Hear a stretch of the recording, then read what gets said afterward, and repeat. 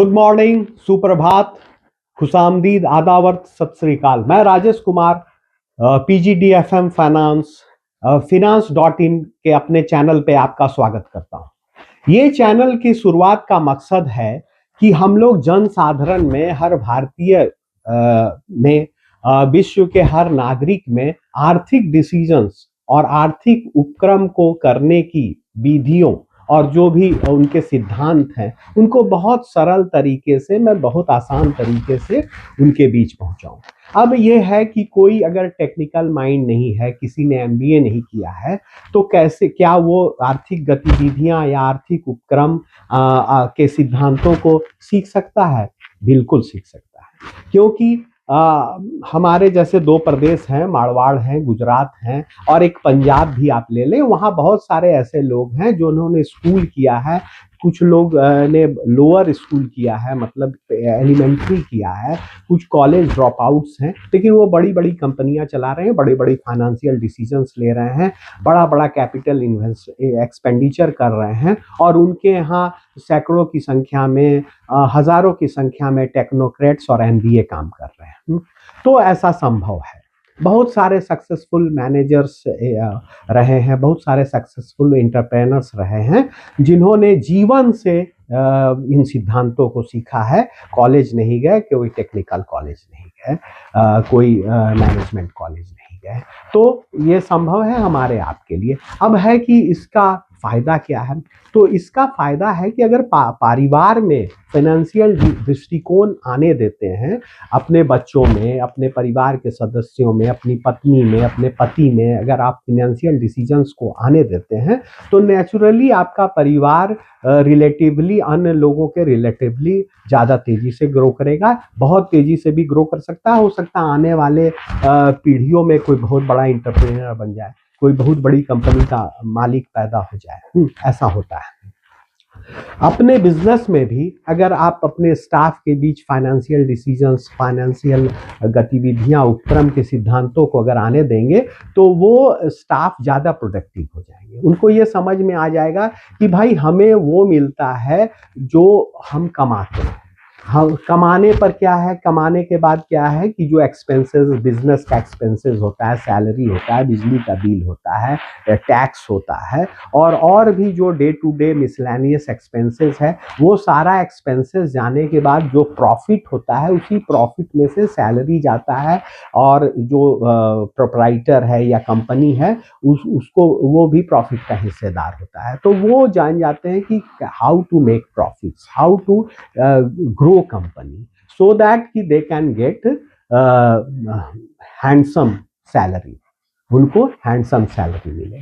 तो अब financial decisions लेने के लिए कुछ सिद्धांत हैं, जैसे पूंजी का की व्यवस्था, जिसको बोलते हैं, या पूंजी का प्रबंधन, कैपिटल मैनेजमेंट, कि कितना पूंजी अपना हो, कितना पूंजी हम लोगों से लें, कितना पूंजी किस तरह से व्यवस्था करें। बैंक के पास जाएं, फाइनेंशियल इंस्टीट्यूशंस जिसको कहते हैं, बैंक के पास जाएं कि प्राइवेट इक्विटी के पास जाएं। अगर हमारे पास कोई बहुत सक्सेसफुल आइडिया है, बहुत अच्छा आइडिया है, तो there are private equity firms, there are HNIs, high net worth individuals, जो आपके सोच में, आपके उपक्रम में, आप पर विश्वास करके पैसा लगाते हैं।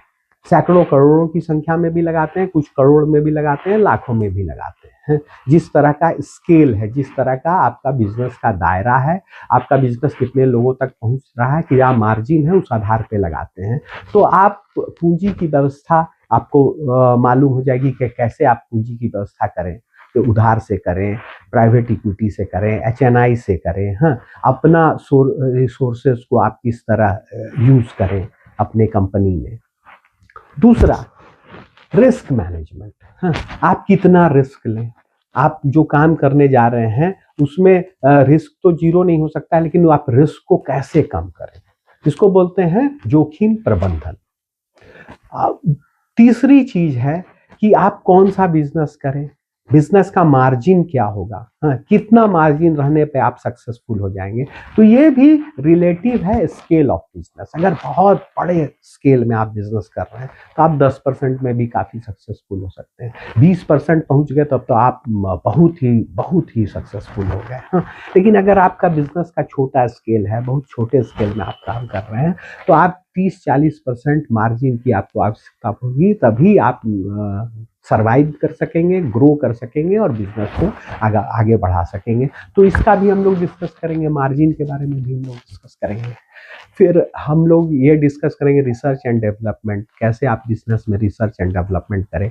इनोवेशन, कैसे इनोवेटिव आइडियाज़ लगाएं। कुछ लोगों ने इनोवेटिव आइडियाज़ लगा के अपने बिजनेस को बहुत ग्रोथ पे पहुंचाया, वो केस स्टडीज़ हम लोग स्टडी करेंगे। फिर हम लोग बैंक्स को स्टडी करेंगे, बैंक्स कैसे काम करते हैं, बैंक्स कब लोन देते हैं, हम लोग लोन्स को समझेंगे, हम लोग डेप्ट को समझेंगे, हम लोग FIIs के बारे में जानेंगे, फाइनेंशियल इंस्टीट्यूशंस के बारे में, हम लोग DIIs के बारे में, जो हमारे डोमेस्टिक फाइनेंशियल इंस्टीट्यूशंस हैं उनके बारे में जानेंगे।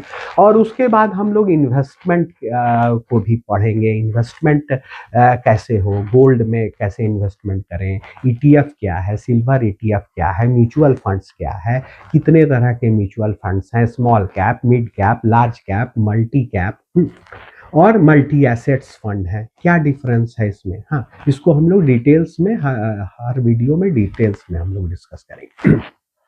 उसके बाद हम लोग स्टॉक मार्केट समझेंगे। आज स्टॉक मार्केट ये जरिया है जहां से कुछ लाख से भी लोगों ने हजारों करोड़ कमाया है, जैसे राकेश झुनझुनवाला, हाँ, वो कहने का है कि वो कहते हैं कि हम 5 लाख से स्टार्ट किया, हाँ, और अपने लाइफ तक वो 22,000 करोड़ में पहुंच गए थे। अभी तो उनका एसेट्स और भी ज्यादा है, हाँ। अपना वारेन बफेट है विश्व में, हाँ, जो आपको नेटवर्थ में वो 1 से 10 के बीच कहीं ठहरते हैं पूरे विश्व में, उन्होंने स्टॉक मार्केट से कमाया है। बहुत सारे एग्जाम्पल हैं, केडिया हैं, और भी बहुत सारे एग्जाम्पल हैं जिन्होंने स्टॉक मार्केट से काफ़ी कमाया। तो हम लोग स्टॉक मार्केट को भी हम लोग डिस्कस करेंगे।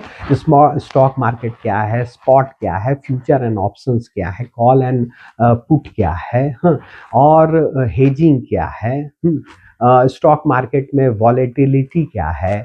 वॉलेटिलिटी कहते हैं कि शॉर्ट टर्म में, एक दिन में, 2-4-5 दिन में, एक सप्ताह में बहुत ज़्यादा ऊपर नीचे जो उतार चढ़ाव है उसको वॉलेटिलिटी बोलते हैं।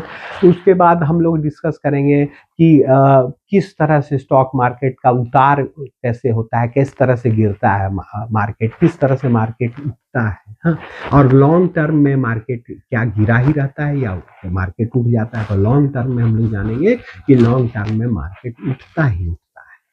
मार्केट उसके पीछे क्यों कारण है, उसका पीछे कारण ये है कि इस दुनिया का बहुत बड़ा फाइनेंस, इस दुनिया का 95% फाइनेंस जो है आपको स्टॉक्स में है।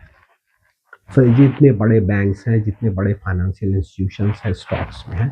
तो अगर स्टॉक मार्केट गिर जाएगा तो पूरी दुनिया का आर्थिक ढांचा गिर जाएगा। इसीलिए स्टॉक मार्केट गिरेगा नहीं, ये गिरता है लोगों को भगाने के लिए, ये वेट करता है गिर के, ताकि सबको तो नहीं कमा सकते, कमाते हैं 5%, 10%, तो 90% लोग जब भाग जाएं तो ये 5-10% कमाते हैं। तो इसलिए गिरता है ये स्टॉक मार्केट। तो स्मार्ट इन्वेस्टर गिरने पर भी उसका क्या स्ट्रेटजी होना चाहिए, खरीदारी किस तरह करें, किस तरह बिकवाली करें, ये सारा कुछ हम लोग डिस्कशन करेंगे। हम लोग कमोडिटी मार्केट डिस्कस करेंगे, हाँ, कि कमोडिटीज का व्यापार कैसे होता है, क्रूड का व्यापार कैसे होता है, ऑयल्स का व्यापार कैसे होता है। हम लोग डिस्कस करेंगे आपको मनी मार्केट, मनी का व्यापार कैसे होता है, किस तरह मनी मार्केट में कमाई की जाती है। हम लोग डिस्कस करेंगे रिस्क भी, सारे स्टॉक मार्केट्स में रिस्क क्या है, रिस्क मैनेजमेंट कब कैसे मिनिमाइजेशन ऑफ रिस्क करें, मनी मार्केट में रिस्क क्या है, गोल्ड में, सिल्वर में क्या रिस्क है, इसको कैसे मिनिमाइज करें, ये सारा कुछ हम लोग डिस्कस करेंगे दोस्तों। तो दोस्तों आपसे निवेदन है कि बने रहिए अपने दोस्त राजेश कुमार के साथ। finance.in चैनल में, और हम लोग साथ मिलकर अपने परिवार को, अपने बिजनेस को, अपने स्टाफ को, अपने बच्चों को, अपने घर के बुजुर्गों को, हाँ, और अपनी पत्नी या अपने पति को एक फाइनेंशियल डिसीजंस दें जो हमारे ग्रोथ का, हमारे परिवार के ग्रोथ का, हमारे कंपनी के ग्रोथ का एक आधार बने। प्रणाम।